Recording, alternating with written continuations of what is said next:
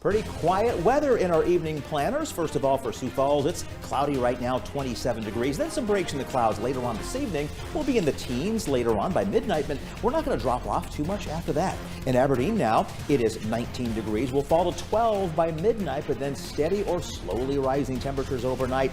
And in Pierre, the same story for you as well. Steady or rising temperatures heading through the evening hours. We'll have your complete forecast coming up in just a few minutes. The news at 6:30 on KDLT starts right now. After several months, Sioux Falls police arrest multiple suspects in connection with an August murder. The latest on the investigation. But first, the number of opioid-related deaths in South Dakota is growing at an astronomical rate. One upcoming meeting is offering potential life-saving resources. Those stories and more coming up next.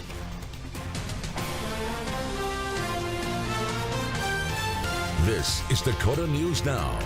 Good evening, everyone. I'm Sam Wright. I'm Andrea Anderson. The South Dakota Department of Health is revealing that the number of opioid-related deaths in South Dakota has doubled since 2012. There is a way to reverse the deadly effects of an overdose if detected and stopped in time. And our top story at this hour, Beth Warden has more on the new meeting of offering life-saving resources in a non-judgmental setting. An opioid awareness event is taking place this Friday in Sioux Falls. And although it's being held at South Dakota Urban Indian Health, it is open for anyone in the region who has a loved one struggling with addiction.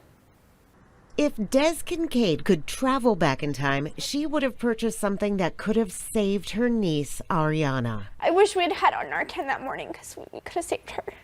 Ariana died of an opioid overdose. Narcan, an opioid reversal drug, may have made a difference when Ariana, who had made much progress, relapsed. You can't get better if you haven't survived it.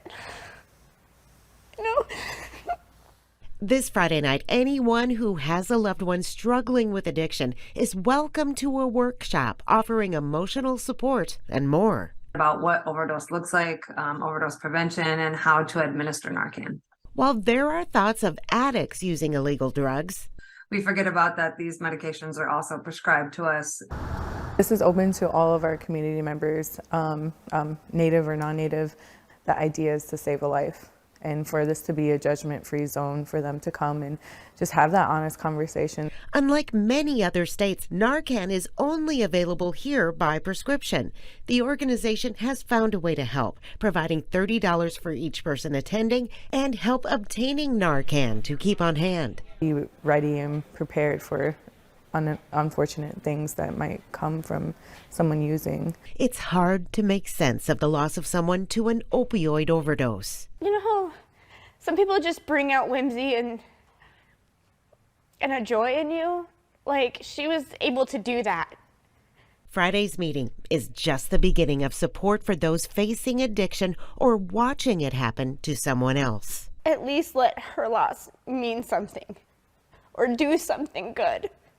In Sioux Falls, Beth Warden, Dakota News Now. In continuing coverage at this hour, it's been nearly 4 months since the murder of Paul Billion. The 36-year-old was found in August at a residence in South Sioux Falls. The investigation has been open since then, and authorities offered few details on the case until this weekend when a breakthrough was made. 4 people were arrested after investigators used social media to help piece together potential suspects in Billion's death. Authorities say the investigation is ongoing, but the murder of Paul Billion appears to be drug-related. According to court documents, one of the suspects told police that they were at Billion's house to get marijuana and that he knew they were going to commit a robbery. The documents also say that employees at a nearby convenience store overheard Billion inviting random people that he just met to his home the same night of the suspected incident. Police Chief John Toome says the progress made in this case shows that with enough time and help from the public, they can work to solve crimes even if they happened months ago. And we will continue to pursue information on this in both the Tunis Lomax homicide. And if there are people within the community, especially now that recognizing this name, the truth ultimately comes out. And we would appreciate if you get yourself on the appropriate side of the truth. Police say there is still much they don't know about the case, but there's going to be investigations, including much of the evidence collected this past weekend. Now that they do have suspects in custody, the chief asks anyone with information about the death of Billion to contact them or Crime Stoppers.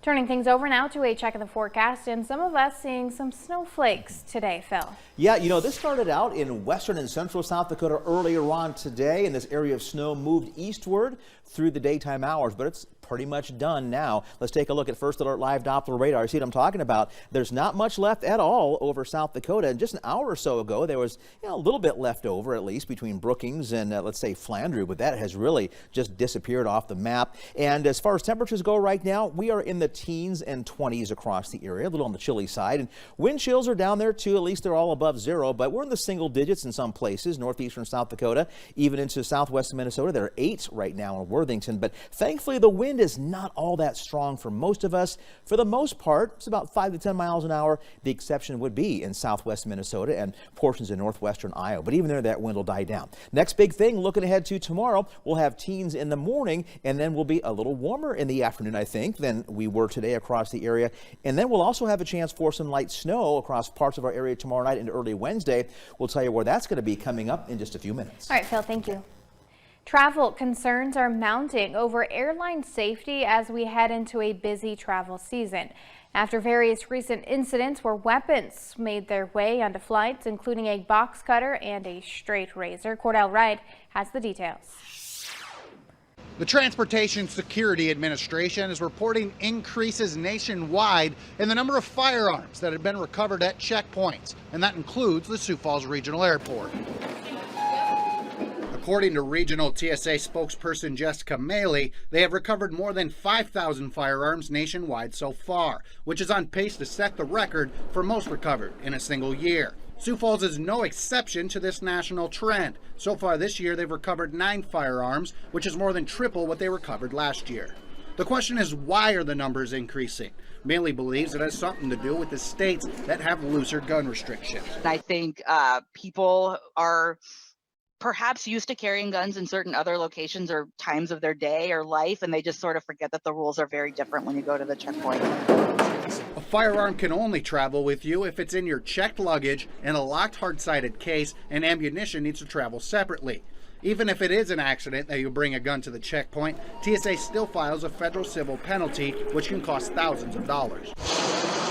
If you do plan to travel this holiday season, it's always important to know how to properly pack. You can find more details on TSA's website under What Can I Bring?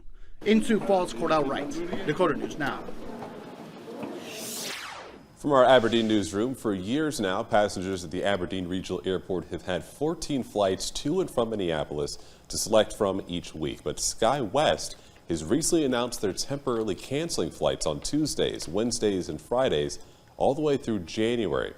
But that decision was not made by city leaders. SkyWest city staff shortages across the country as part of the issue.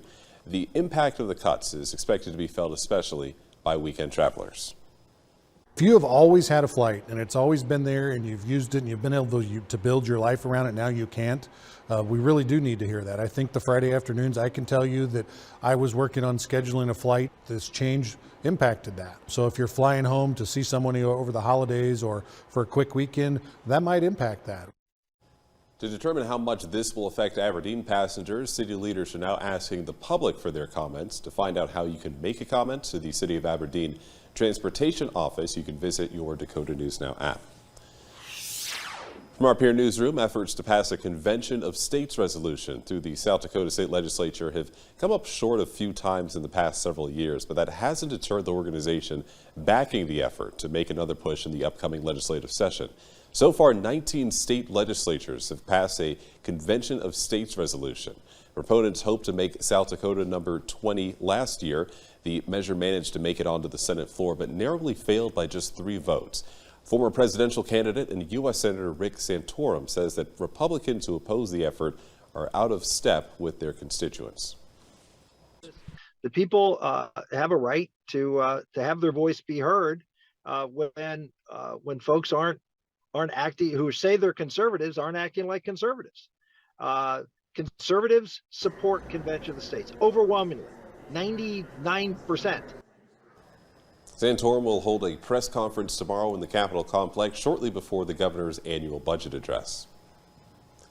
Appreciate you joining us here at 6:30. Still to come, U.S. Supreme Court hearing oral arguments in the case that pits free speech against LGBTQ rights earlier today. And the case has the potential to unravel decades worth of anti-discrimination laws. Hey, Phil. Hey there, we had some snow across parts of the area today. A little more in the forecast as we head into tomorrow night and Wednesday. Details coming up around 6:48. Phil, thank you. You can take one thing off your to-do list this holiday season by dropping off your presents at the gift wrap booth at the Empire Mall. That booth is open now through Christmas Eve, and your donations will support the Children's Home Shelter for Family Safety. We'll be right back. The I-Team digs deeper into local and national news.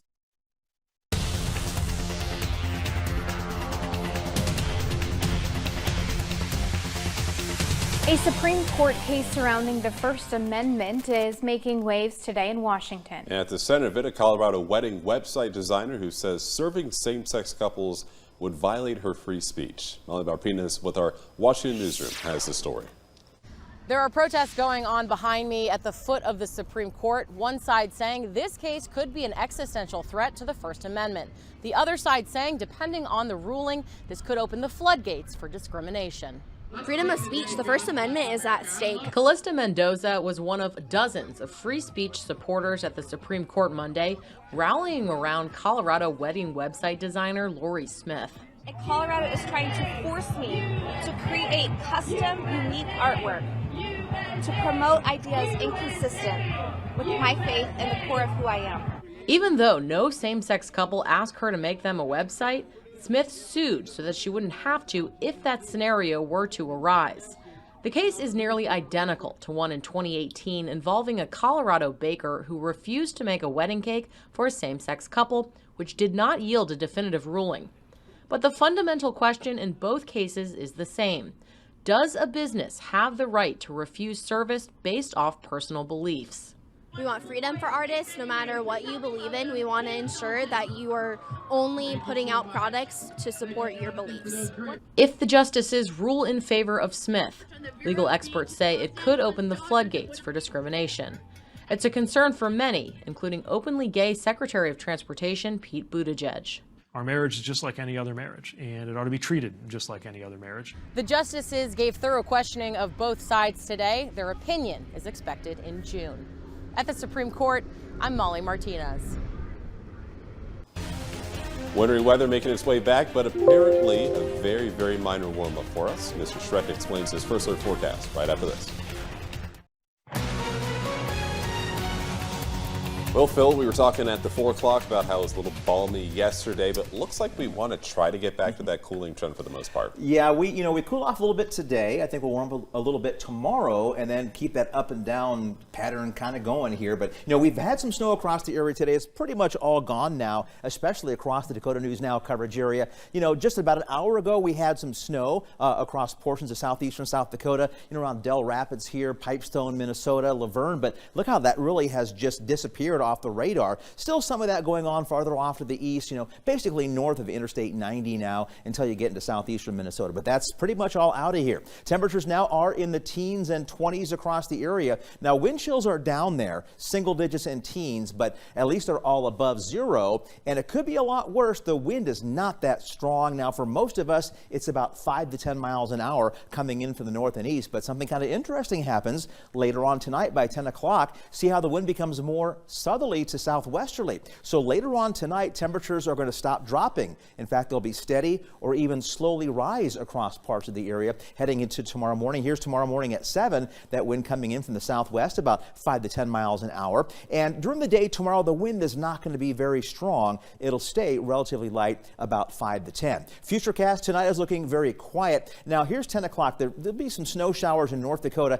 and a couple of those could clip northern South Dakota, but it won't amount to very much. much, at least not tonight into tomorrow morning. Temperatures will be in the teens and 20s to start the day. Into the afternoon, a lot of sunshine to the south, some clouds to the north. Tomorrow afternoon at 5, it's going to be warmer than today. A lot of us in the 30s, some cooler teens to the north and west behind a cold front that'll be making its way through. And then tomorrow night, right along the North Dakota state line, another chance for some light snow. That'll make its way to the south and east overnight into Wednesday morning, then be out of here by noon. But that could bring an inch or two across portions of northeastern South Dakota. I think this latest model run is kind of overdoing it. It's showing this 2 to 4 inch range right there, but I think more than likely it's going to be in that 1 to possibly 2 inches of new snow coming down tomorrow night into Wednesday morning across the north. Here's a 10-day forecast now. First of all, for the Sioux Falls area for tomorrow, not bad, up to 37, and then back down to 29 on Wednesday, back into the low 30s on Thursday with a slight chance of light snow. A little better chance of light snow if you head to the south, let's say to Vermilion, Yankton, Sioux City, other portions of northwestern Iowa for a little better chance for some light snow. Looks like a pretty decent weekend with highs in the mid-30s. Pretty nice chance for some snow on Monday. We'll continue to watch that for you, but that's still several days away. And that slight chance of a little wintry mix next Wednesday. Aberdeen and northeastern South Dakota, dry tomorrow, but a chance of light snow tomorrow night into Wednesday morning. Then a slight chance Wednesday afternoon, a high of only 15. Then into the 30s for the weekend. Slight chance, some wintry mix Sunday. A little better chance for some light snow Monday. And that slight chance again next Wednesday, but nothing major, we don't think, in northeastern South Dakota. Pierre in central South Dakota, pretty nice weekend as we head into Friday, Saturday, Sunday, up close to 40 anyway. Light snow Monday, slight chance of some wintry mix next Wednesday. Stay with us. We'll be right back after the break. The title of one of Taylor Swift's biggest songs is kind of perfect for her fans' feelings about Ticketmaster. Bad Blood. More than 24 Swifties, as her fans are known, are suing the ticketing giant and its parent company, Live Nation. They say Ticketmaster broke antitrust and other laws, and the suit alleges the companies engage in anti-competitive practices, charging higher prices on fans in the pre-sale, sale, and resale market. Swifties want the companies to fork over $2,500 penalties for each violation. Disney World's Splash Mountain is closing. The iconic attraction set to close on January 23rd. The water ride is closing after being criticized for its portrayal of plantation life, with its current Briar Rabbit story tied to the 1946 Disney film Song of the South. The ride's replacement, Tiana's Bayou Adventure, is set to open at 2024 at both Disneyland and Walt Disney World. It will continue the story started in Disney's animated film, The Princess and the Frog. Never been to Disney World, only Disneyland. Have you been to Disneyland? Been to both, they're both awesome. Both awesome. Yep. Okay, on the notes. Also on the notes right now, apparently some wintry weather trying to make its way back with some of that cold air trying to stick around, but some warm air too. Mr. Schreck / the forecast right after this. Our evening planner's looking pretty quiet now. First of all, for the Sioux Falls area, it is mainly cloudy now, 27. Some breaks in those clouds later on this evening will fall into the teens later on tonight, but not fall off that much after that. And in Aberdeen, it's 15 now, and temperatures kind of up and down here through the evening, but then steady or slowly rising even after midnight. And for Pierre, right now, it is 13 degrees, but look at that, rising temperatures heading into the evening hours. So cold or cold? Which one is it, Phil? Cooled. There you go. Thank you for joining us here at 6:30. The Voice is up next here on KDLT. Dakota News Now does continue at 9 o'clock on Fox Sioux Falls. From all of us to all of you, have a very good night.